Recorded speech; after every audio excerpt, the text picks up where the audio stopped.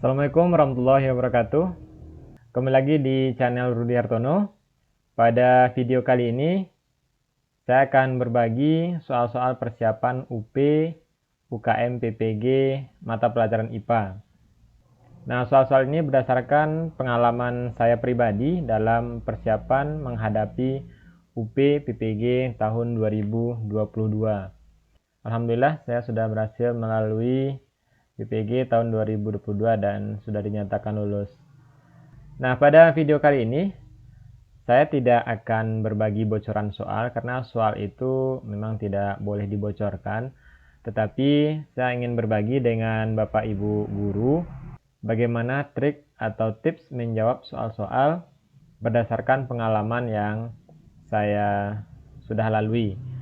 Nah, soal-soal yang akan kita bahas ini saya ambil dari berbagai sumber berdasarkan pengalaman dalam persiapan UP tersebut.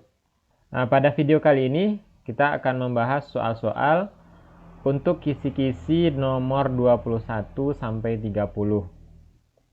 Baiklah Bapak Ibu, sebelum kita lanjut jangan lupa untuk subscribe terlebih dahulu untuk membantu perkembangan channel ini. Nah, kita langsung saja soal pertama. Siswa SMP pada umumnya pada fase remaja. Pak Senda hendak melakukan pembelajaran IPA pada indikator menganalisis arus dan tegangan pada rangkaian paralel. Sesuai dengan karakter siswanya, maka tujuan pembelajaran yang tepat dipilih Pak Senda adalah, nah, soal pertama ini materinya adalah karakteristik peserta didik ya. Kemudian submaterinya teori perkembangan.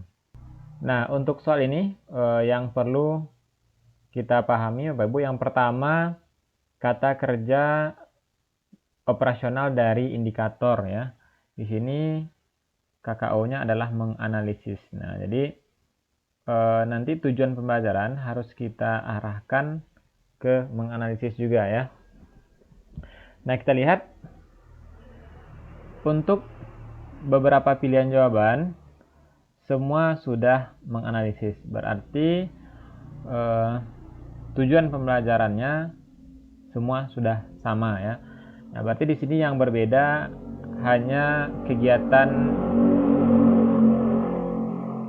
kegiatan pembelajaran untuk mencapai tujuan tersebut. Nah, manakah yang cocok dengan karakteristik peserta didik ya pada fase remaja ini? Nah, kita lihat. A. Melalui pembuatan mind mapping pada materi rangkaian listrik. B. Melalui kegiatan penyelidikan rangkaian listrik secara mandiri. C. Melalui kegiatan mengamati cara pemecahan masalah rangkaian listrik oleh guru. D. Melalui kegiatan pemecahan masalah rangkaian listrik yang dibantu oleh tutor sebaya. E. Melalui kegiatan penyelidikan rangkaian listrik secara berkelompok. Nah, jawaban yang paling tepat untuk soal ini adalah E. Ya. Kenapa? Yang pertama adalah metode yang digunakan ya adalah dengan cara penyelidikan secara berkelompok. Nah, ini adalah jawaban yang paling tepat. Karena pada pembelajaran abad 21, salah satu karakteristik yang ingin dibangun adalah keterampilan 4C ya, yaitu kolaborasi. Nah, itu alasan yang pertama. Kemudian juga fase remaja ini ya, di mana siswa itu lebih senang bekerja sama ya dengan melakukan penyelidikan. Nah, itu alasannya Bapak Ibu. Nah, kita lihat kenapa A salah ya. Melalui pembuatan mind mapping. Nah, mind mapping ini untuk fase remaja masih belum tepat. Kemudian B, penyelidikan tetapi secara mandiri ya. Berarti di sini tidak ada kolaborasinya. Ini kurang tepat. C tadi salahnya ya. Mengamati cara pemecahan masalah rangkaian listrik oleh guru. Nah, ini masih siswa terlalu pasif ya. Ini lebih cocok untuk tingkatan di bawah fase remaja. D salahnya adalah dibantu tutor sebaya ya.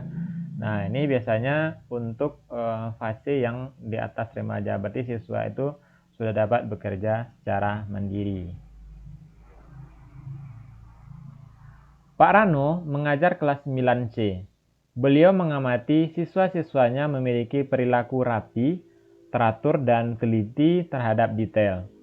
Pak Rano hendak melakukan pembelajaran dengan indikator, menjelaskan keterkaitan sifat bahan dengan pemanfaatan bahan tersebut dalam kehidupan sehari-hari. Tujuan pembelajaran yang paling sesuai adalah, nah ini masih terkait dengan karakteristik peserta didik dengan submateri teori gaya belajar ya. Berarti di sini kita melihat hubungan gaya belajar dengan tujuan pembelajaran yang ingin dicapai. Nah, di sini Pak Ibu perhatikan ya, siswa-siswa itu memiliki perilaku rapi, ya, teratur, teliti. Ya. Di sini tujuan pembelajarannya sama, nah, tinggal metode dan kegiatan pembelajaran yang harus dilakukan untuk mencapai tujuan tersebut berdasarkan gaya belajar anak. Nah, apakah yang cocok untuk rapi, teratur, dan teliti? Nah, kita lihat satu persatu. A. Melalui penerapan strategi belajar membuat ringkasan. Nah, ini kurang tepat.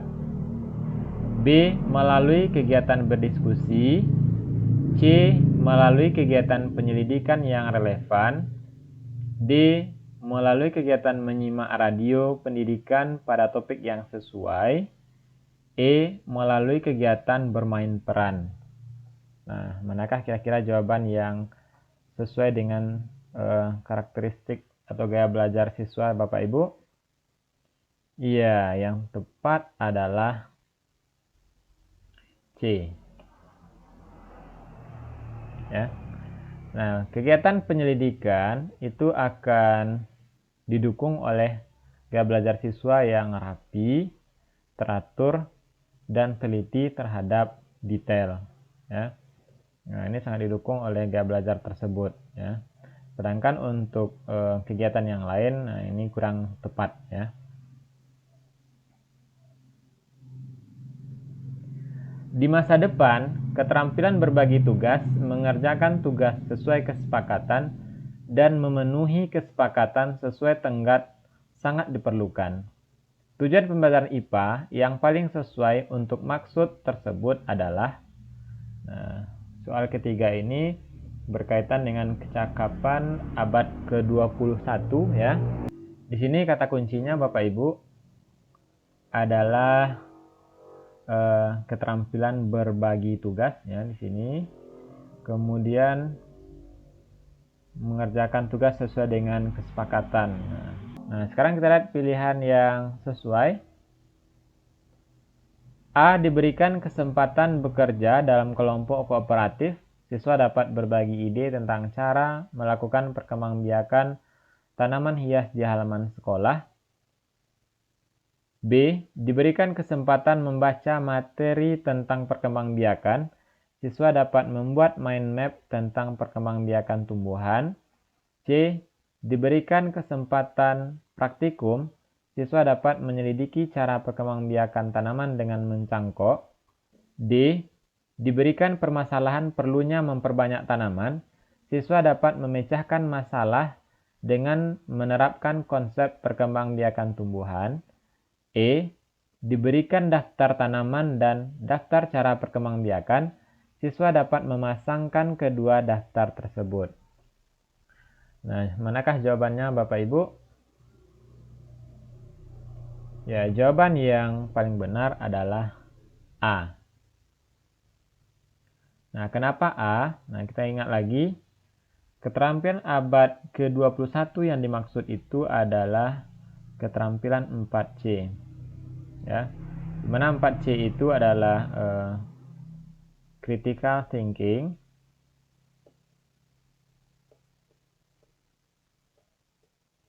kemudian creative thinking,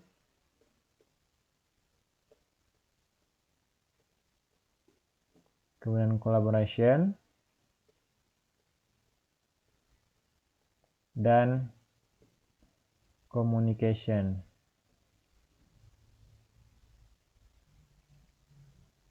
Nah, pada pilihan jawaban A, ya, diberikan kesempatan bekerja dalam kelompok kooperatif. Berarti di sana ada kolaborasi.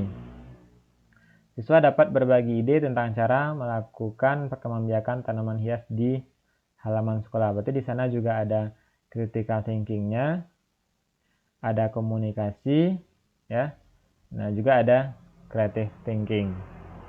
Nah, jadi sedapat mungkin Bapak Ibu mengarahkan jawaban bagaimana dalam pembelajaran itu siswa aktif bekerja sama, karena itulah tuntutan dari pembelajaran kita selama PPG itu ya Bapak Ibu. Nah, jadi kalau siswa membuat mind map secara sendiri itu lebih menunjukkan kemampuan individu. Nah, ini yang harus dikurangi, dan siswa itu harus berkolaborasi secara bersama-sama. Salah satu fenomena alam yang sering terjadi ketika meletakkan sayuran di dalam kulkas lebih cepat layu dan kering dibanding ketika di luar kulkas. Tujuan pembelajaran IPA yang relevan agar siswa dengan kritis mampu menjelaskan fenomena ini adalah, soal nomor 4 ini masih berkaitan dengan kecakapan abad ke-21 ya. Nah, kita lihat jawabannya. A. Melalui diskusi kelompok kecil, siswa mampu menjelaskan hubungan suhu dengan kelembaban udara sehingga menyebabkan sayuran layu. B. Melalui demonstrasi tentang kalor, siswa mampu menjelaskan penerapan penguapan dalam kehidupan sehari-hari. C. Melalui kegiatan eksperimen, siswa mampu menjelaskan pengaruh perubahan wujud terhadap sifat fisik sayuran. D. Melalui diskusi kelas, siswa menjelaskan kekurangan dan kelebihan kulkas untuk menyimpan buah-buahan dan sayur-sayuran. E. Melalui kegiatan eksperimen, siswa mampu menjelaskan ada kebocoran pada kulkas sehingga menyebabkan sayuran menjadi layu dan kering. Nah, soal nomor 4 ini dibandingkan 3 soal sebelumnya agak lebih mudah. Kenapa Bapak Ibu? Kegiatan pembelajaran yang dilakukan serta metode yang digunakan itu berbeda antara kelima pilihan jawabannya. Jadi biasanya pada soal ini kegiatan pembelajaran itu ada yang sudah jelas salah. Jadi Bapak Ibu tinggal membuang jawaban yang salah tersebut. Nah, mana contohnya? Contohnya yang paling gampang di sini adalah E ya. Siswa mampu menjelaskan ada kebocoran pada kulkas sehingga menyebabkan sayuran menjadi layu. Tujuan pembelajaran ini kurang sesuai dengan indikator pembelajaran yang akan dicapai ya. Jadi siswa tidak perlu menjelaskan kebocoran pada kulkas ini terhadap kondisi sayur itu ya. Nah, jadi E sudah jelas salah. Kemudian D, kekurangan dan kelebihan kulkas. Nah, ini juga kurang tepat atau kurang sesuai dengan indikator yang akan dicapai. Ya, karena pada materi ini kita tidak perlu membahas kekurangan dan kelebihan kulkas. C. Siswa mampu menjelaskan pengaruh perubahan wujud terhadap sifat fisik sayuran. Nah, ini juga kurang sesuai. Nah, kurang sesuainya terhadap konten materinya ya Bapak Ibu. Karena peristiwa sayur cepat layu itu bukan pengaruh dari perubahan wujud ya. Kemudian B. Siswa mampu menjelaskan penerapan penguapan dalam kehidupan sehari-hari. Nah, ini juga kurang sesuai dengan fakta yang terjadi. Nah, A. Siswa mampu menjelaskan hubungan suhu dengan kelembaban udara sehingga menyebabkan sayuran layu. Dan ingat di sini tadi di soal sebelumnya sudah kita bahas, arahkan jawaban itu ke kemampuan atau kecakapan abad 21 yaitu 4C. Jadi diskusi ini ada kegiatan kolaborasi ya. Jadi memang dianjurkan kegiatan pembelajaran kita itu ada diskusi yang mengakibatkan siswa lebih aktif. Jadi dari segi kegiatannya sesuai dan dari konten tujuan pembelajarannya juga sesuai ya. Jadi memang indikator yang harus dicapai di sana adalah siswa mampu menjelaskan hubungan suhu dengan kelembaban udara sehingga menyebabkan sayuran layu. Jadi jawabannya adalah A.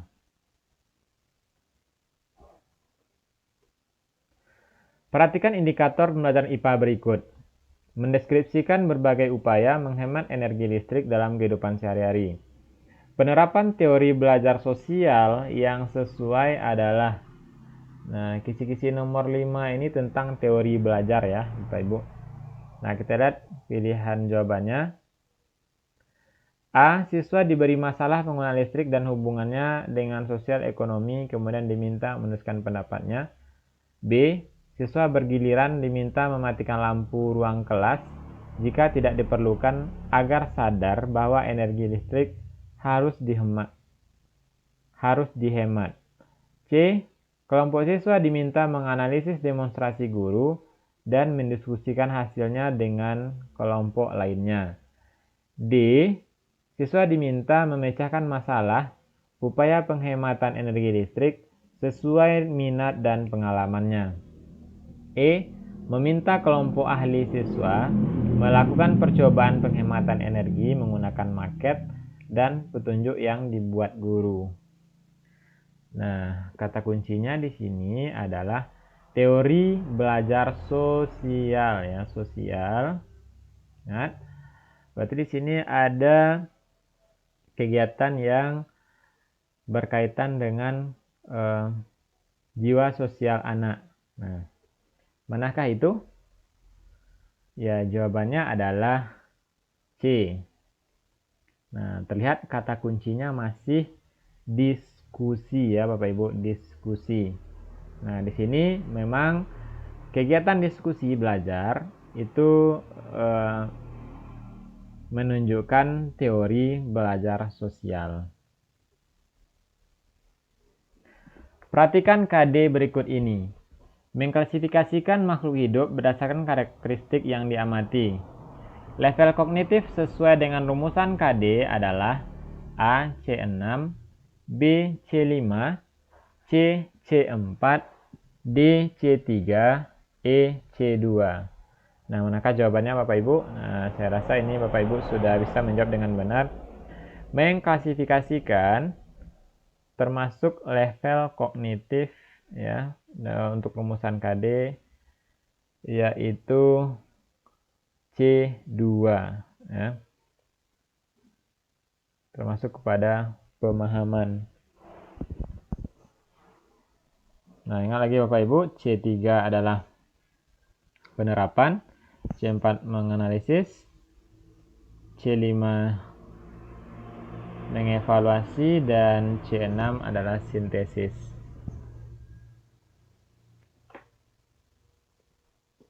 Perhatikan KD mata pelajaran IPA berikut ini. Mendemonstrasikan langkah-langkah pemakaian avometer untuk mengukur kuat arus, tegangan, dan hambatan suatu rangkaian.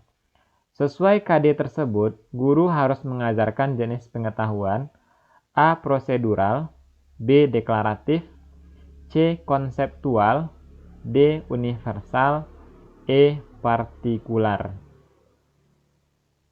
Nah, soal nomor 6 sampai nomor 10 ini berkaitan dengan analisis kurikulum ya. Jadi berkaitan dengan konten kurikulum.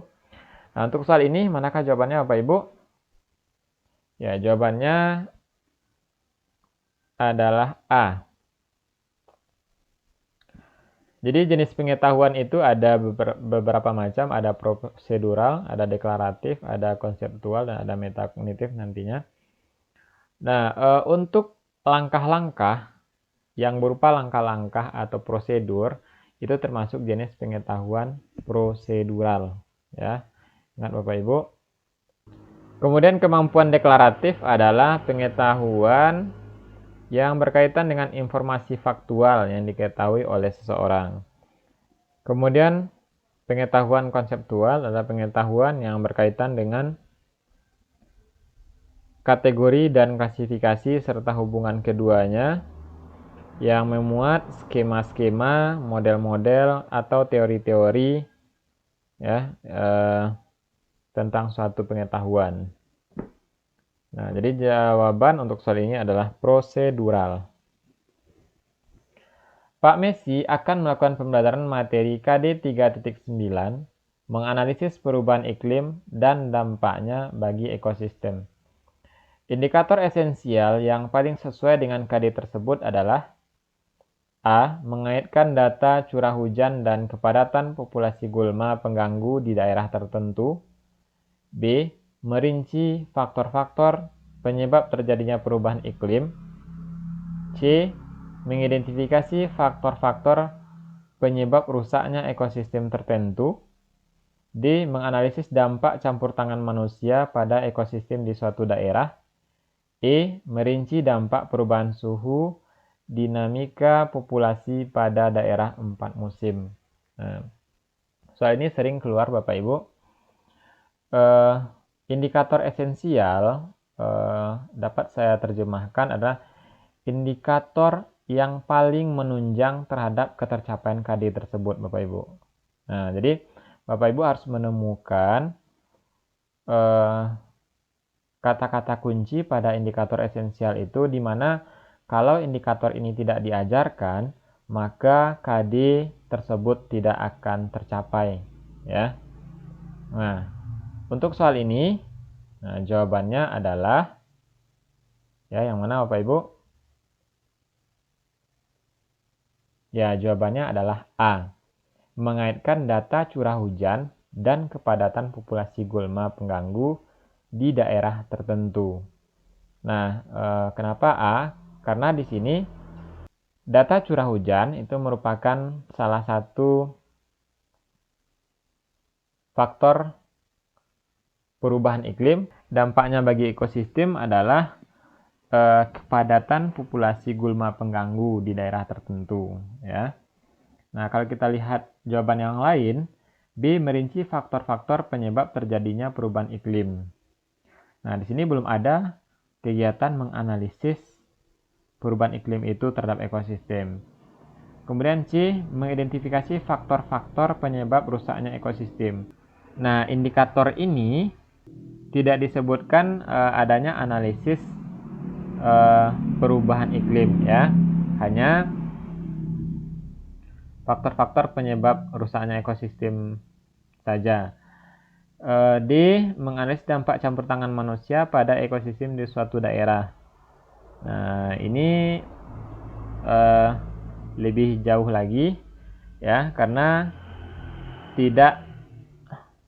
KD itu hanya menganalisis perubahan iklim, ya, tidak ada menyebutkan campur tangan manusia. Sedangkan E merinci dampak perubahan suhu, dinamika populasi pada daerah 4 musim.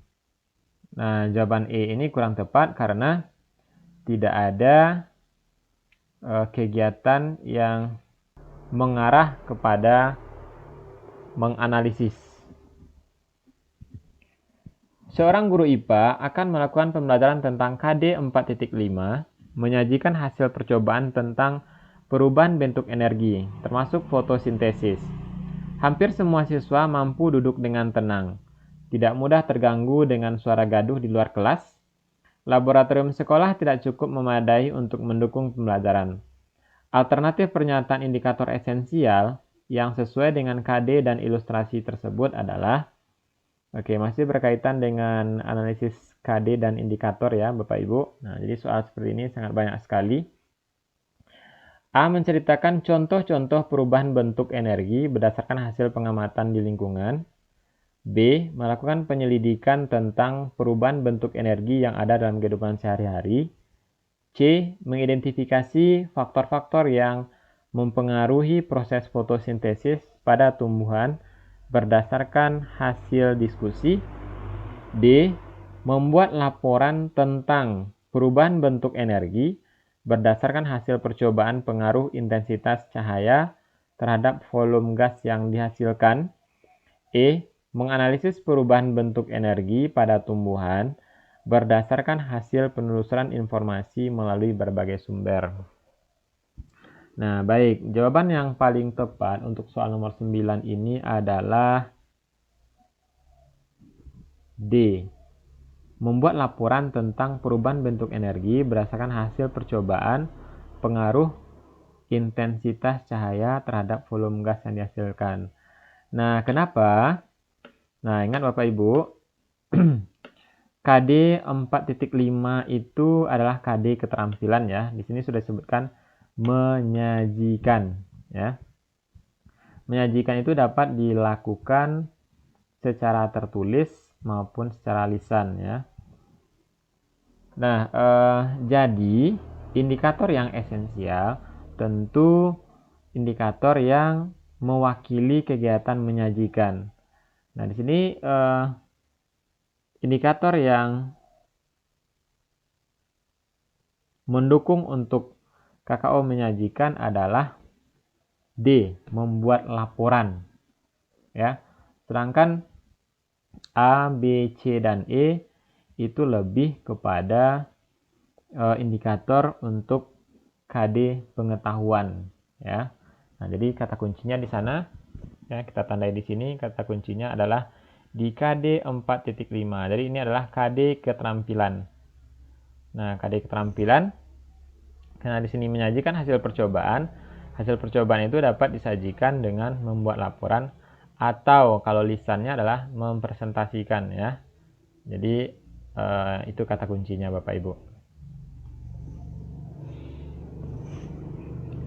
Pak Fadil akan melakukan pembelajaran pada KD 3.8, menjelaskan tekanan zat dan penerapannya dalam kehidupan sehari-hari, termasuk tekanan darah, osmosis, dan kapilaritas jaringan angkut pada tumbuhan.